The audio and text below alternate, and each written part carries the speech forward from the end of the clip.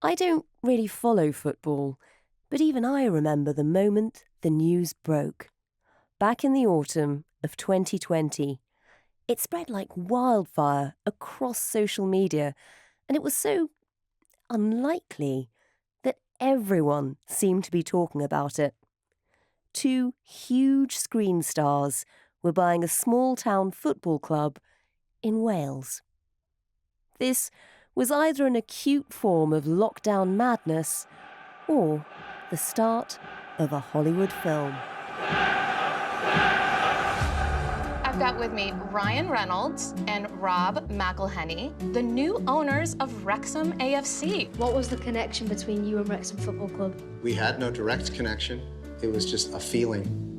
What me and my dad thought was, because Wrexham's red and Deadpool's red. That's the real reason, sorry.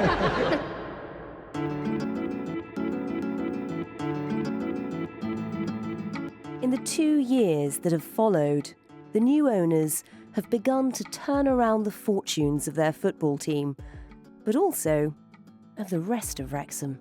Who would have thought Ryan Reynolds would be wanting to come to little old Wrexham?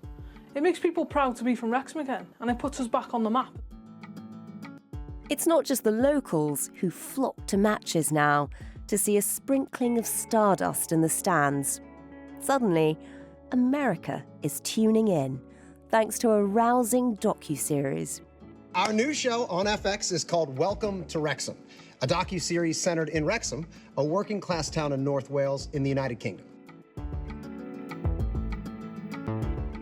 And tonight will be no different, as the cameras turn to the action on the pitch to see if Wrexham can pull off a major upset in the FA Cup.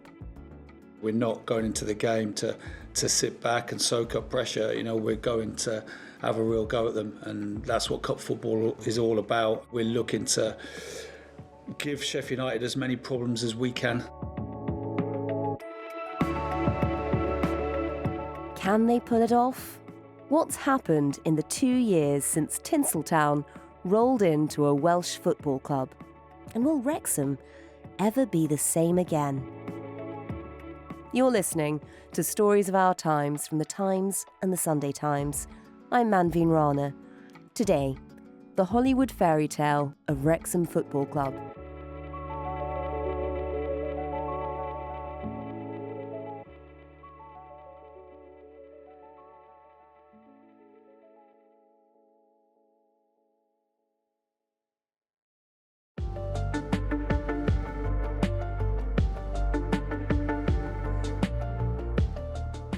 I'm Gregor Robertson. I'm a writer with The Times. Got a particularly keen eye on the Football League and the lower leagues and some of the off-the-beaten-track stories that maybe other people don't tell. Gregor is also very modest. He's not just a football writer for The Times, he also used to be a professional football player.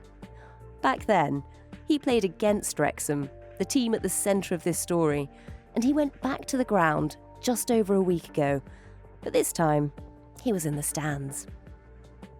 I was there for the FA Cup fourth round match against Sheffield United last weekend. The drive into Wrexham is beautiful. Beautiful rolling hills, wonderful countryside, and one of the first landmarks you're hit with as you arrive in Wrexham, certainly from the south, is the racecourse ground, the home of Wrexham. And it's been their home for over 100 years. And on last Sunday it was crackling with excitement. There was a 10,000 sellout crowd. The BBC cameras were in town, and the Canadian actor Ryan Reynolds was in town too, one of Wrexham's co-owners. All with the kind of hope and anticipation of an FA Cup shock, and they very nearly got it.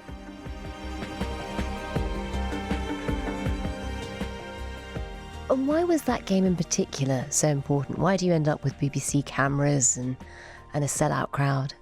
It's a bit of a cliche, but it's all about the magic of the FA Cup. The magic happens every year.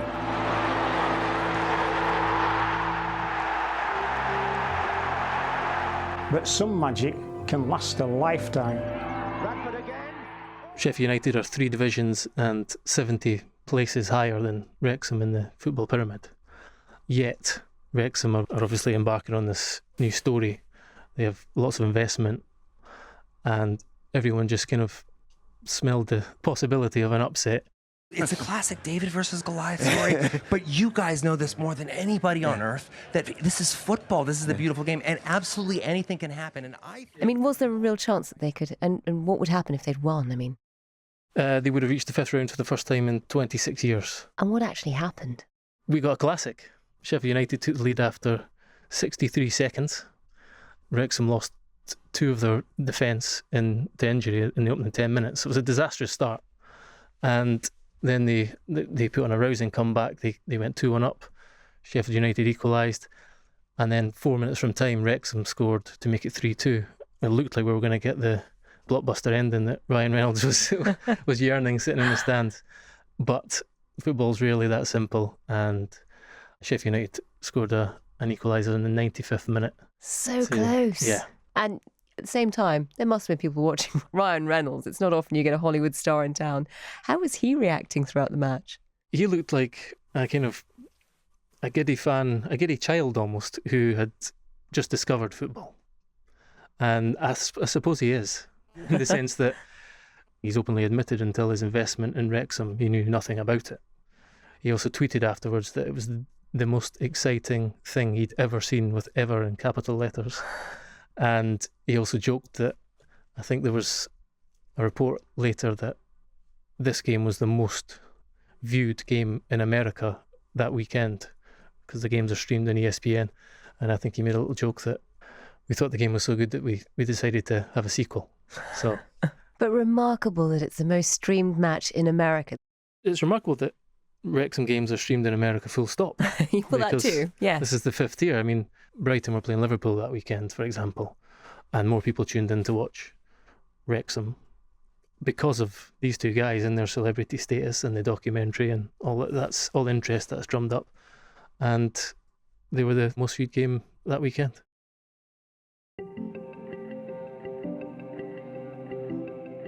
I mean, it sounds a bit like a movie. You've got the crackle of excitement, you've got the atmosphere, you've got a movie star in tow. Gregor, just to understand how remarkable this is, just step back and tell us a bit more about Wrexham. Tell us about the place at the heart of this new following.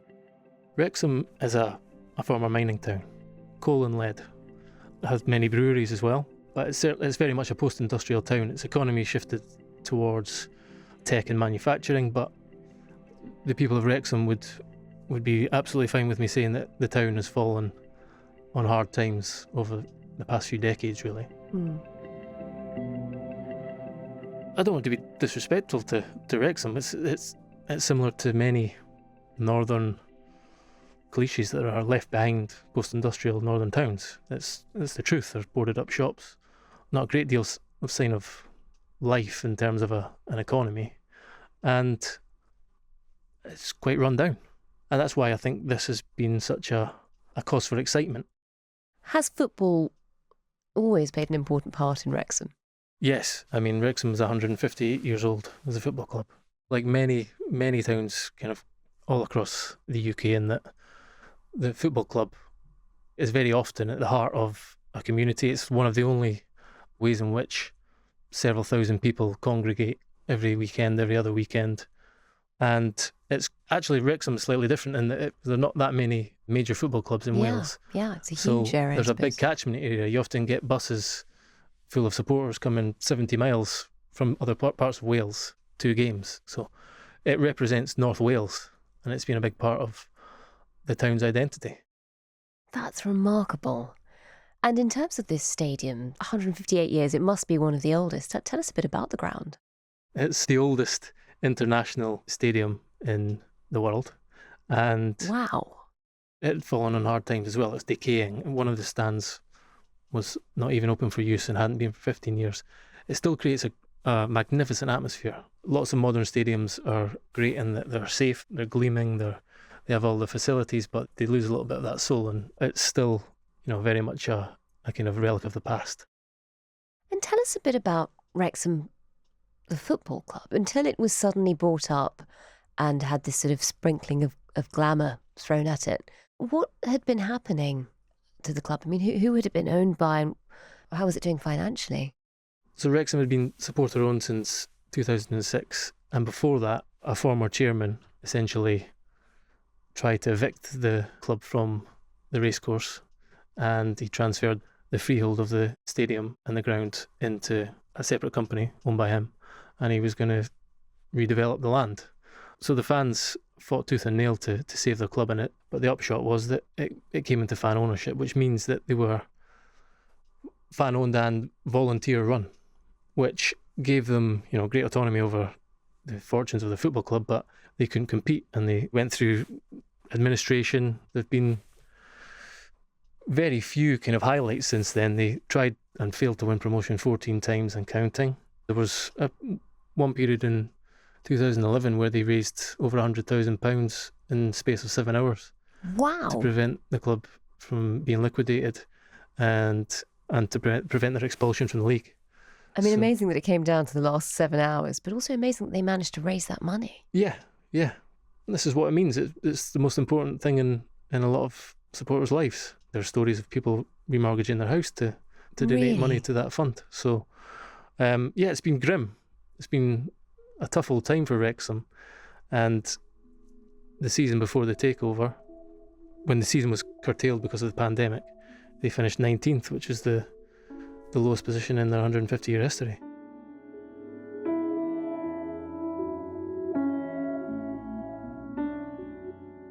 They got their lowest position in the league in history. The pandemic was happening. And then suddenly, there's a glimmer of light. The club is approached in September 2020. Take us back to that moment. Just tell us what happened. The club was approached by an agent, essentially, acting on behalf of two well-known individuals of high net worth. It's 4 o'clock. I'm John Pienaar. This is Times Radio Drive. Coming up, we'll be hearing from the Wrexham Football Club fans who've accepted the Hollywood stars Ryan Reynolds and Rob McElhenney as club owners. Ryan Reynolds is the star of the Deadpool movie franchise. Wait! You may be wondering why the red suit. Well, that's so bad guys can't see me bleed. He's also a very successful businessman. He has a stake in aviation American Gin, and he also has stakes in telecoms, TV production companies. He's very canny at building brands. But first and foremost, he's known as a comedy actor. And Rob McElhenney is the star and writer of America's longest running sitcom, It's Always Sunny in Philadelphia. Not quite as big here. There's still a running joke now that kind of Ryan Reynolds is the one that everyone knows, and there's his mate Rob. So Hey everybody! We're back here with Ryan Reynolds and the other guy. But two guys with no knowledge of football, no knowledge Both of them, neither of them really knew football before this. The story is that Rob McElhenney's co-writer on the sitcom, Humphrey Kerr, who's an old Etonian, big Liverpool fan. He often used to sit between writing days in the office watching Liverpool games on his laptop, and Rob would often come over and say, "What's this?" Take the mickey that there's very few goals scored in football, which is often the bugbear of Americans who struggle to get into soccer. And then Humphrey suggested that Rob should go and watch the Netflix series Sunderland Till I Die, which is a fly in the wall documentary, which was really well received. Rob loved it, and he said, "Right, we should buy a football club." Just like that? Yeah. So Humphrey looked at a few clubs around the kind of 4th and 5th tier of English football, but Wrexham ticked a lot of boxes for them because of their history, their size and potential.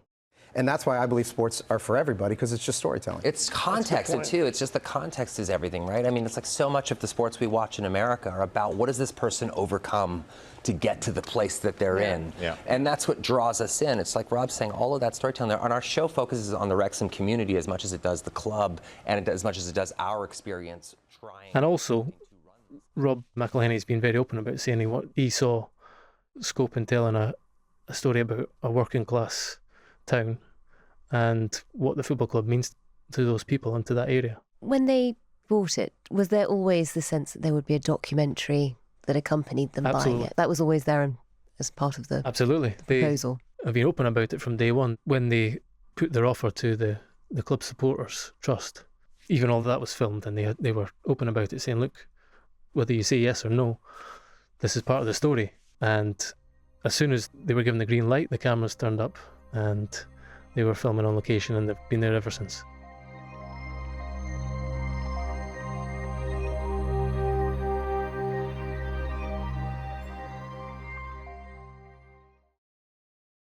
Gregor, tell us about the moment it was announced. You know, when did you first hear about it, and what was the reaction? I mean, really?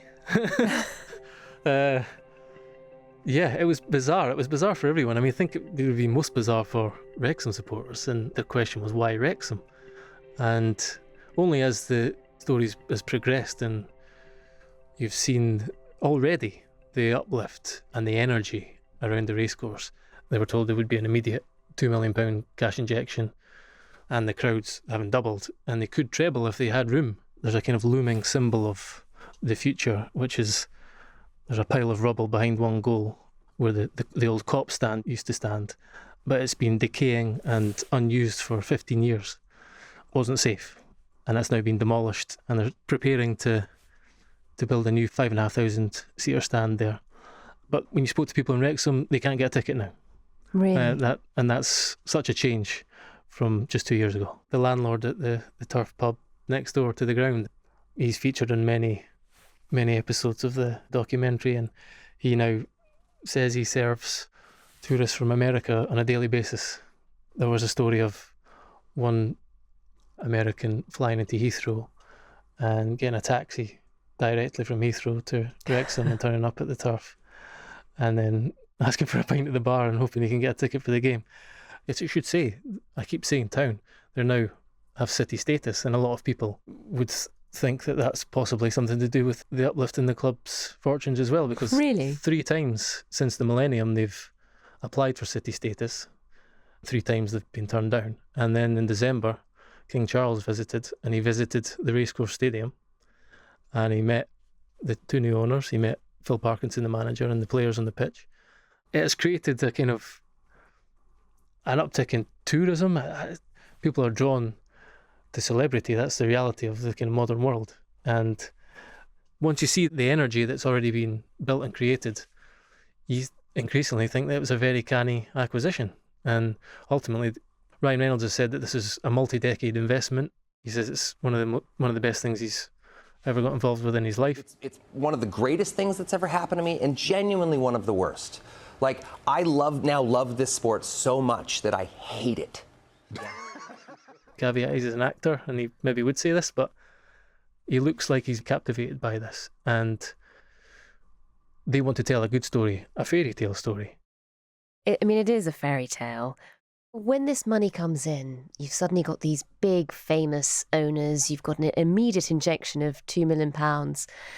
What effect does it have on the club, on the footballers, on the quality of football they're playing? It had an immediate impact on the football side. Phil Parkinson was brought in as manager. He's a very experienced manager, and he was seen as a coup.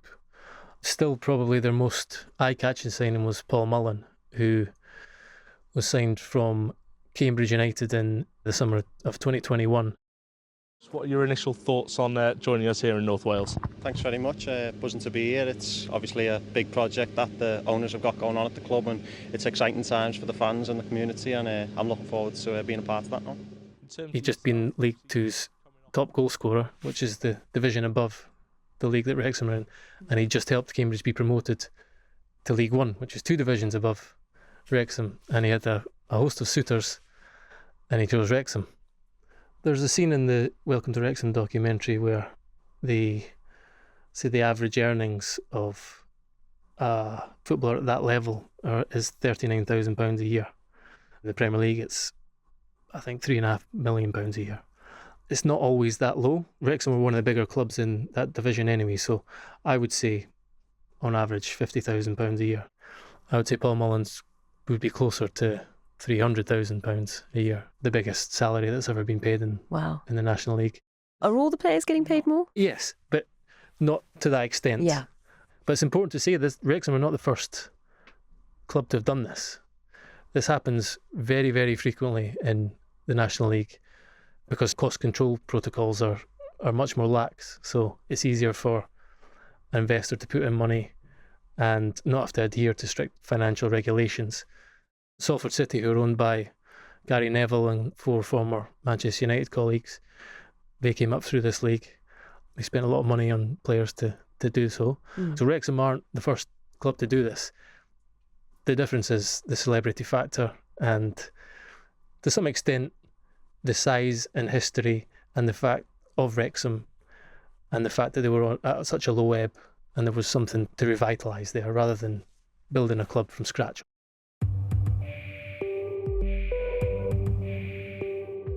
And Gregor, they're actually playing tonight. Tell us a bit about the match. This is the replay at Bramall Lane, so it's going to be much harder going to Sheffield United Stadium. But Wrexham have such a pedigree of FA Cup shocks that this is part of an opportunity for them to tell a new story. Would any of this have been possible without Ryan Reynolds and Rob McElhenney? Certainly not in its current guise or trajectory. The club's been absolutely transformed, largely because of the documentary, which reportedly has earned Wrexham £4 million. They now have sponsorships with commercial deals with TikTok, Expedia. Their social media following has become stratospheric. There's over 1 million followers on their platforms now. In December, they sold £330,000 worth of club merchandise, and that's unheard of at this level. So all of this is garnered by the celebrity status.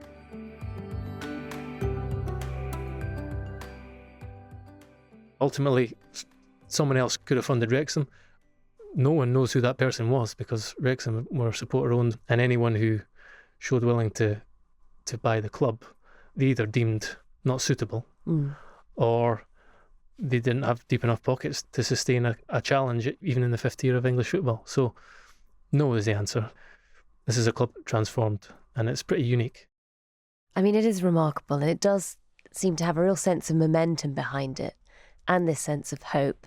And you can understand why clearly the fans would be delighted, and it's been great for the club to have this investment. Has it been good for football more widely? Is there a sense that people with money turn up and the game transforms? It's complicated. I think that if you were to ask fans of other clubs in the National League, is it good in a division where there is only one automatic promotion spot, that 2 Hollywood actors come along, put in their millions and completely skew the competitive balance of the league? Is that good? They would undoubtedly say no. On the other hand, it's projected this league onto a global platform.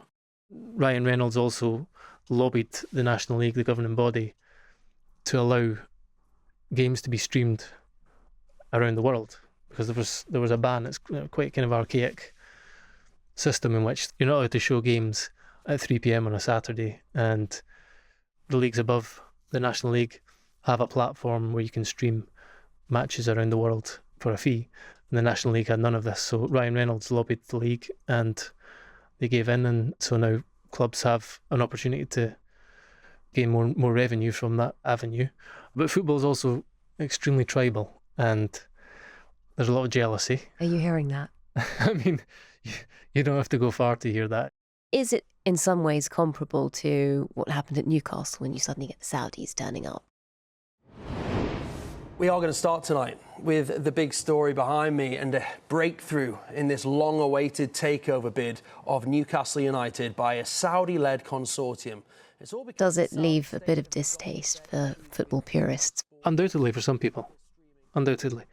I suppose fundamentally I personally would come back to the reasons for buying a football club. And Saudi Arabia's reasons are the term that everyone uses is sports washing. It's to kind of launder their image on a global stage. Let's be quite clear about why this is happening. The Saudi regime is not buying Newcastle United because they're great lovers of football, and it's certainly not because they've got a great concern for the people of Newcastle and their enjoyment of Newcastle United's fortunes. Sometimes we're talking about geopolitical reasons. When Roman Abramovich bought Chelsea, for example, I just fundamentally come back to the fact that these guys bought Wrexham to tell a story. There will be those who will always say, what if they stop telling that story and they walk away? What happens to Wrexham then? That's always true. It can always happen. A benefactor will stop funding a club one day. But Wrexham will still have the shiny new stand. They'll still have hugely increased attendances. They will most likely be in a higher division. And ultimately they'll be an asset that's worth a lot more than they were 2 years ago. Perhaps Rob McElhenney and Ryan Reynolds will sell the club and make a profit. But that's a long way down the line, it feels. It feels like they want to tell a good story, some might say an inspiring story as well. And there are undoubtedly, in my view, worse reasons for buying a football club.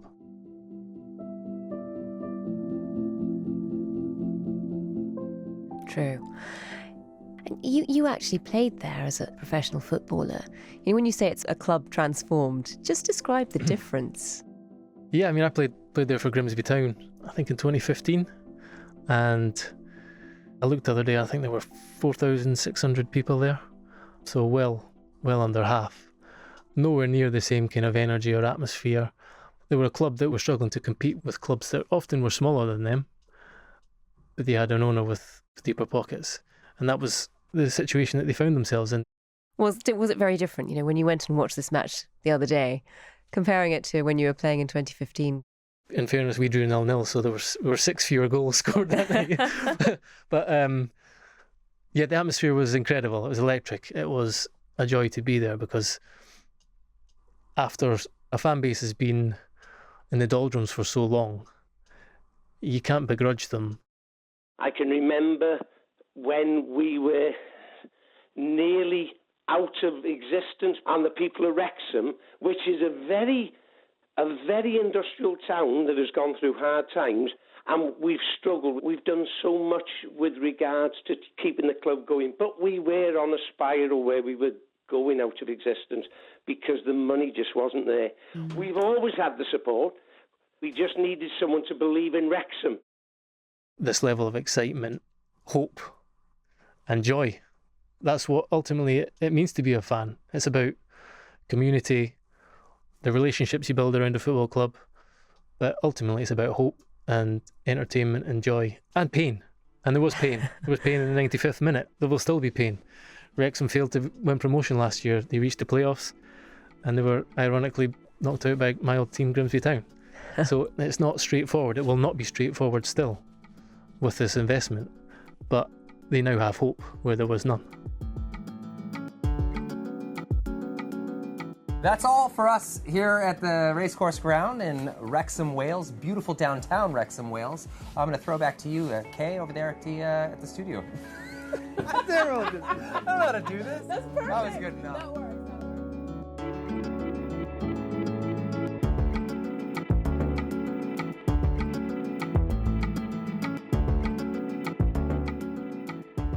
You've been listening to Stories of Our Times, a podcast brought to you thanks to the subscribers of The Times and The Sunday Times, with me, Manveen Rana, and my guest, former professional footballer and weekly columnist for The Times, Gregor Robertson.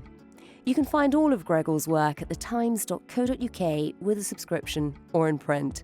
You can also hear him regularly on our sister podcast, The Game, with new episodes landing every Monday and Thursday. The producers today were Sam Chantarasak and Oliver Adamson. The executive producer is Kate Ford, and sound design was by David Crackles. If you enjoyed this episode, please do leave us a review. It'll help others to find it. Thanks for listening. See you tomorrow.